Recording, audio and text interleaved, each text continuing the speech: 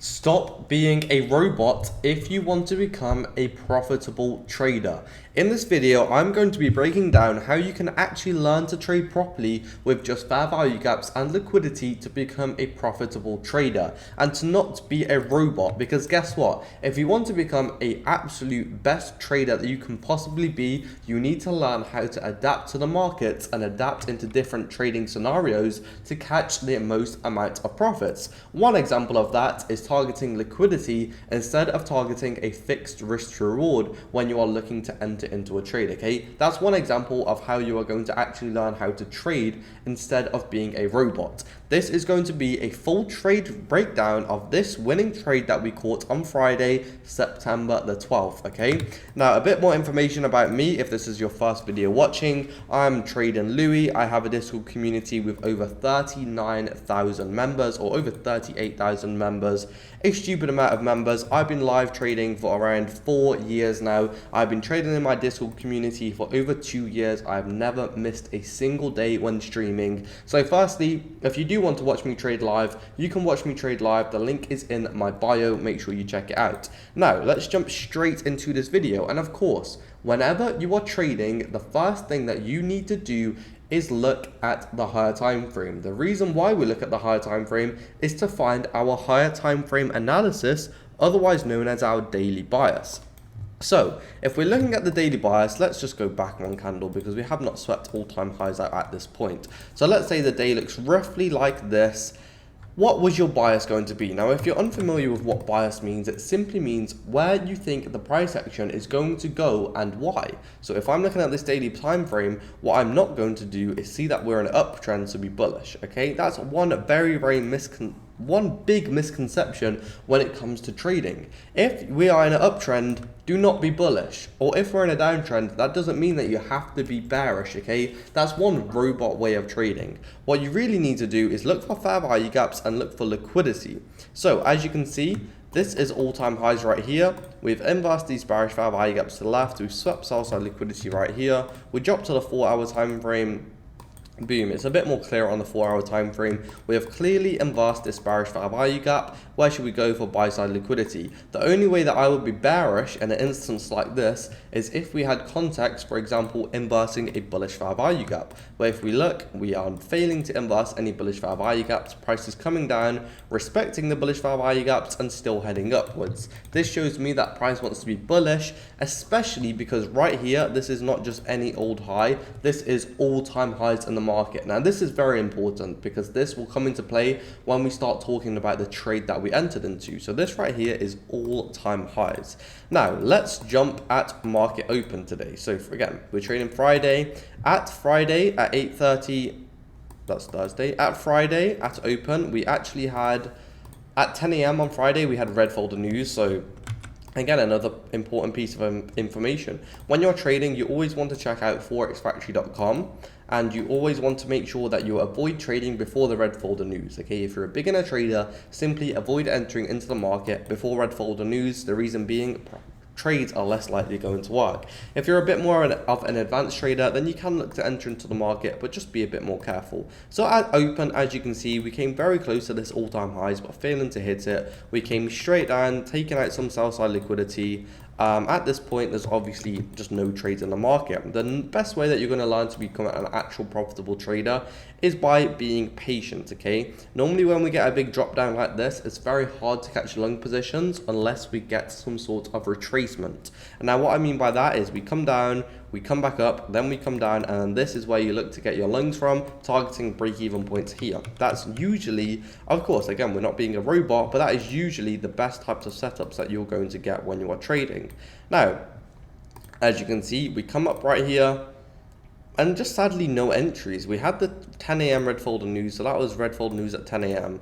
We come up, we have this 9:30 high. Now another common question that I get asked is the 9:30 candle high a strong draw on liquidity like a news high? Now the simple answer is no. The open candle is not a news candle, so it's not as strong as a news wick. But again, if it creates an obvious high in the market, that's still a very nice swing high that we could potentially target when we are trading.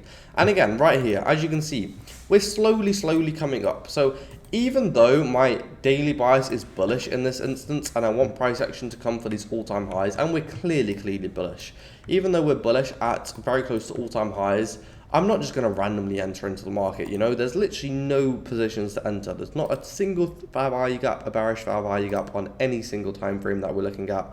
Yeah, I was about to say, we did have a 5-minute bearish fair value gap, but no, I would not enter from the 5-minute time frame, especially because that inverse before the red folder news as well. But in my opinion, you just want to wait for a clean trade. Now remember what I said earlier, the ideal trade that we want to see is where we come up, we get a retracement and then get a long position. And look what just happened. We have this bearish fair value gap that's just been created. This 1-minute fair value gap is also on the 2-minute time frame. Now remember, when you are trading, the fair value gaps that you enter from, ideally you want it to be on as least time frames as possible, ideally just on the 1-minute time frame. So as you can see right here, we have this 1 minute, it is on the 2 minute, it's failed to create a 3 minute, a 4 minute and a 5 minute. So that's very good. So ideally the best case scenario for if we're going to inverse this 1 minute is that we inverse it with displacement, meaning a fast moving candle, and we inverse the 1 minute and the 2 minute fair value gap at the same time. Okay, that is the best case scenario. Now, let's look for some extra context, because of course, when you're entering in a trade, we're not just looking for fair value gaps to be inversed, okay? Yes, we have all-time highs. Yes, we potentially might inverse this fair value gap, but is that enough to enter into the fair value gap? It could be, but ideally you want more context. What context we had right here, which was amazing, we had what we call a bullish SMT.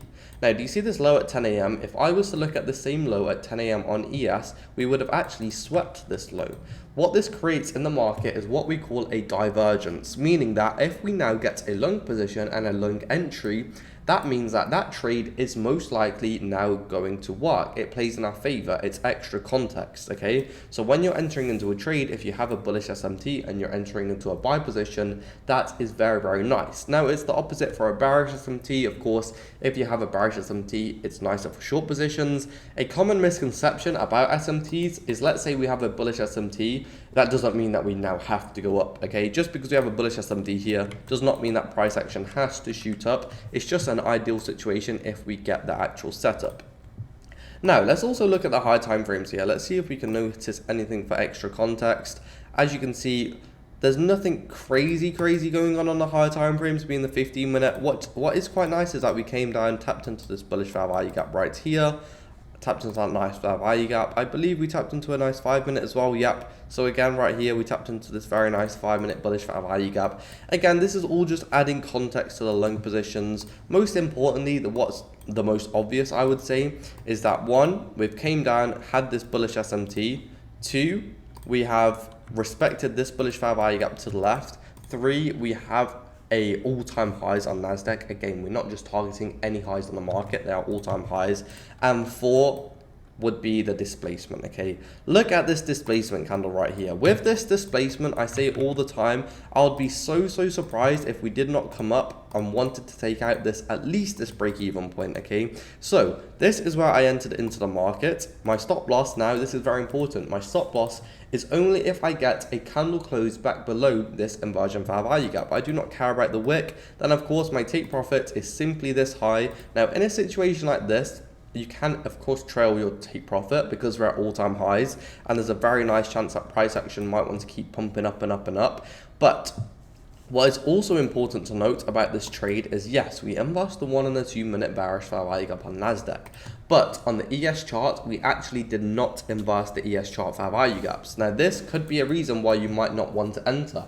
And the way that I played this trade, again, because of all our context, we had the SMT, we had all-time highs above, we had displacement. I thought, if I did not enter into this trade and it came up for the highs, I would be so annoyed with myself. So that's the reason why I entered into this trade. I did enter a bit lightly simply because the fair value gap did not inverse on ES. But that is all that you need to ask yourself. When you're entering into a trade, would you be happy with taking this trade? Would you be happy with taking this loss? If you can answer that question and the answer is yes, then enter into the trade. break even point right here, all-time highs above, and it was as simple as that. I took my profits here again because I entered a bit lightly, because because ES didn't embar, so I took 100% profits. If I entered my full position size, I 100% would have only taken partials here, then held for higher. And as you can see, the price keeps going up and up and up. And I know lots of people in my Discord managed to catch a lot more points by trading their stop loss, which is absolutely amazing. And look at that, I end up going for over a 1 to 5 risk to reward if you're leaving runners. So absolutely amazing work. Again, if you want to be one-on-one mentored by me, or if you want to get my training course, or watch me trade live every single day. We do this every single day. I'm not just saying this information to you and then leaving you in the blind, okay? What I'm teaching is exactly what I trade on a daily basis. All of the links are in my bio. Make sure you join the links. Also, if you've watched this video to the very end, comment below a nice message and leave a smiley face so I know who the real people are watching these videos to the very end. And these people that are watching this right now, you are who are watching it right now, you are going to be the ones who become profitable by putting in the time. You know, it's a Sunday right now. Most people don't want to be watching trading content, and well, yeah, I do want to be making trading content because I love trading, but you get what I mean. Especially when you're unprofitable, it is a lot harder to be putting in the time and time. But well done for watching this video if you did really make it to the end. And yeah, I'll see you all next week. Live stream tomorrow, Monday. Make sure you're in my Discord starting at 9:30 a.m. New York time. And I hope you found this video useful.